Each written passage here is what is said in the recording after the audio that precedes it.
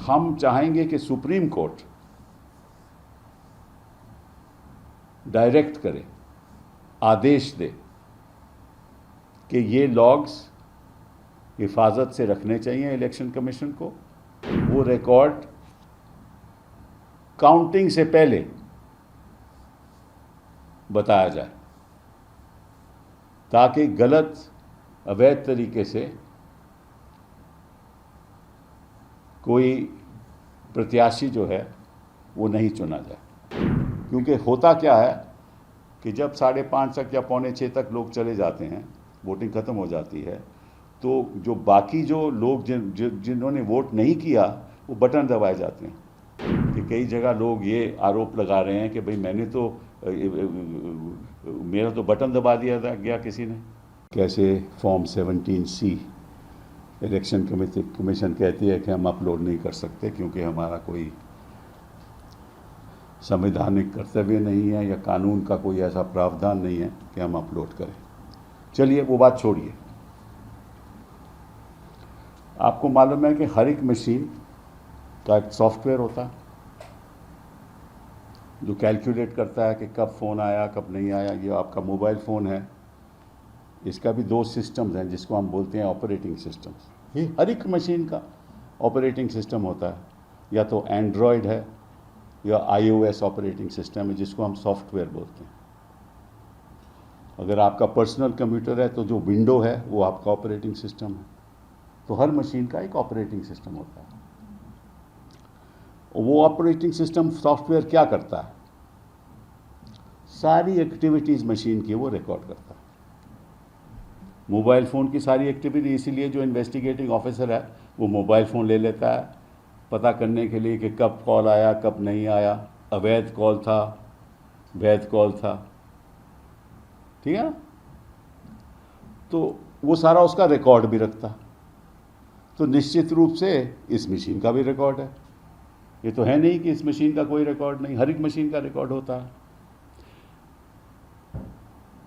इसको बोलते हैं एक्टिविटीज़ लॉग्स। लॉग होता है आपके मोबाइल फ़ोन में। लॉग क्या है? किस टाइम कॉल आया, वो सब लॉग्ड है। जैसे हम अस्पताल में जाएं तो MRI होता है ना, तो MRI सब लॉग होता है, वो भी मशीन है। तो ये लॉग को हिफाजत से रखना चाहिए। ये लॉग से पता चल जाएगा किस किस्म वोटिंग ख़त्म हुई, किस वक्त वोटिंग ख़त्म हुई, क्या वोट वैध थे या अवैध थे, ये भी पता चल जाएगा। और ये बताएंगे कि किस टाइम कब वोटिंग हुई। अगर 6 बजे वोटिंग बंद होती है तो कैसे वहाँ वोटिंग हुई 5 से 6 बजे तक। तो ऐसे ही हर एक साइबर क्राइम ऐसे ही डिटेक्ट करते हैं लोग कि कौन सी धांधलेबाजी हो रही है, कैसे हो रही है। तो ये एक मैं समझता हूँ कि एविडेंस है जो हिफाजत से रखनी चाहिए। इलेक्शन कमीशन 30 दिन के लिए ये डेटा रखते हैं, 30 दिन के बाद गायब हो जाएगा। क्रूशल डेटा है। तो हम आग्रह करते हैं कि इलेक्शन कमीशन, आग्रह क्या, ये उनकी जिम्मेदारी है, क्योंकि हम आरोप लगा रहे हैं कि आप 17C फॉर्म आप अपलोड करते नहीं, ये बताते नहीं कि कितनी वोटें डाली गई, उनकी संख्या क्या थी, और जब काउंटिंग होगी तो उस समय आप काउंट करके तो आप नतीजा डिक्लेयर कर दोगे, कौन जीता कौन हारा। उस समय तो कोई कुछ कर नहीं सकता ना, फिर तो इलेक्शन कमीशन फाइल करनी पड़ेगी। तब तक पार्लियामेंट के नतीजे आ जाएंगे, सरकार बन जाएगी, तो उसका क्या फ़ायदा। तो ये जो लॉग्स हैं, ये जो डेटा है मशीन का, EVM मशीन का, इसको लगभग 2 या 3 साल हिफाजत से रखना चाहिए। और हम चाहेंगे कि सुप्रीम कोर्ट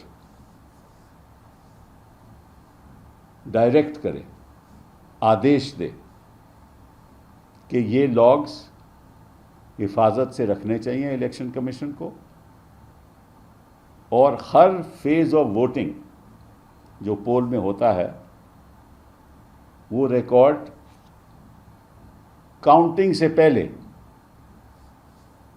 बताया जाए, ताकि गलत अवैध तरीके से कोई प्रत्याशी जो है वो नहीं चुना जाए। एंड ये भी हमें पता करना चाहिए कि कैसे कैसे वोटिंग परसेंटेज कब हुई, ताकि ये देखिए, ये तो मशीन का मामला है ना, ये तो कोई छुपा नहीं सकता। और जब वोटिंग क्लोज डिक्लेयर हो गई और उसके बाद रिवाइज्ड आपने बोला कि इतने वोट और पड़े हैं, तो कैसे हुआ वो जब वोटिंग डिक्लेयर क्लोज हो गई?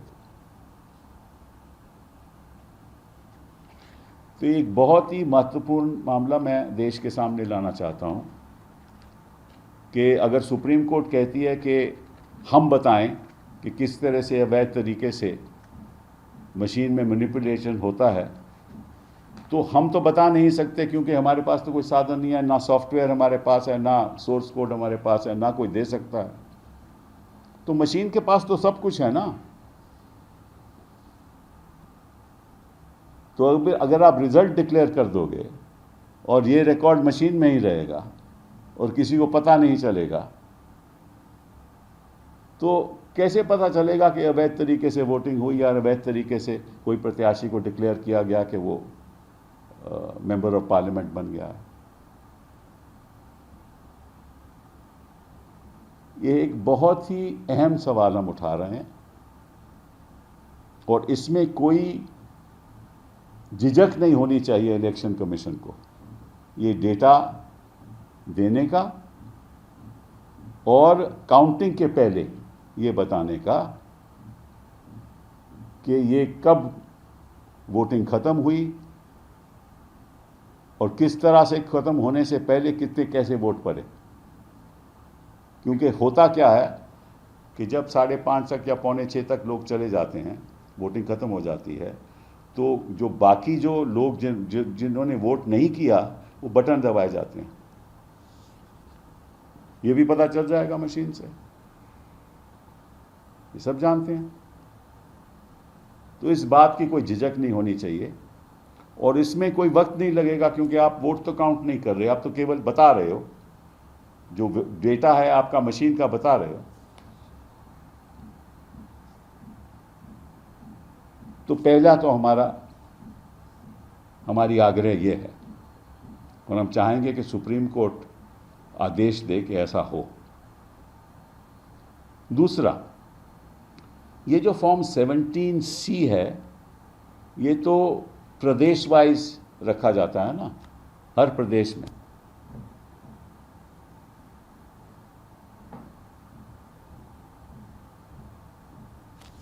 और अगर हर प्रदेश में ये फॉर्म 17C रखा जाता है कि फिर सेंट्रल इलेक्शन कमीशन को ये कहना चाहिए कि ये डेटा अपलोड स्टेट लेवल पे कर दें।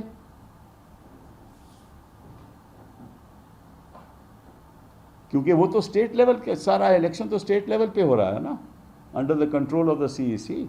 तो डेटा 17C फॉर्म तो वही है ना सारे, तो वहां अपलोड हो जाए, उनकी साइट में अपलोड हो जाए, वो तो कोई दिक्कत नहीं होनी चाहिए।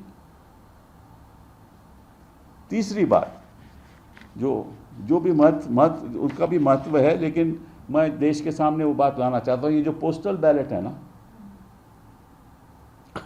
कोई भी पार्टी इसको सीरियसली नहीं लेती, गंभीरता से नहीं लेती। एंड पोस्टल बैलेट के तो लोग पूछते भी हैं कि कितने पड़े। अब क्या है कि सीनियर सिटीजन के वोट उनके घर से दे सकते हैं, वो घरों पे जाकर वोट दे सकते हैं, उनका कोई काउंटर सिग्नेचर नहीं होता, तो मालूम नहीं कितने ऐसे वोट होंगे, कोई पारदर्शिता है ही नहीं।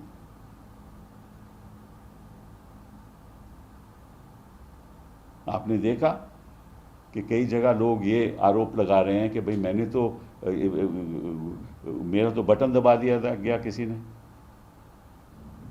बीजेपी के पक्ष में।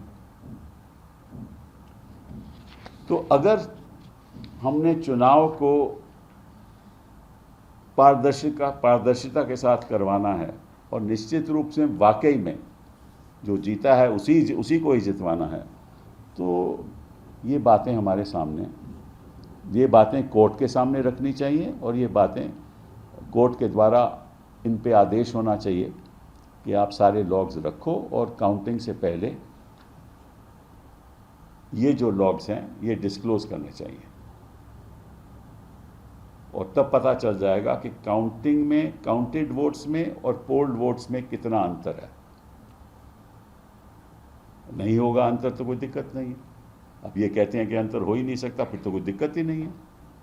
फिर तो आप बता ही सकते हो कि आप खुद कहते हो कोई अंतर नहीं है, और अगर अंतर है तो फिर आप काहे को छुपा रहे हो। और पहले होता था, स्टेट लेवल पे अपलोड होता था पहले, ऐसे ही नहीं जो हम जो कह रहे हैं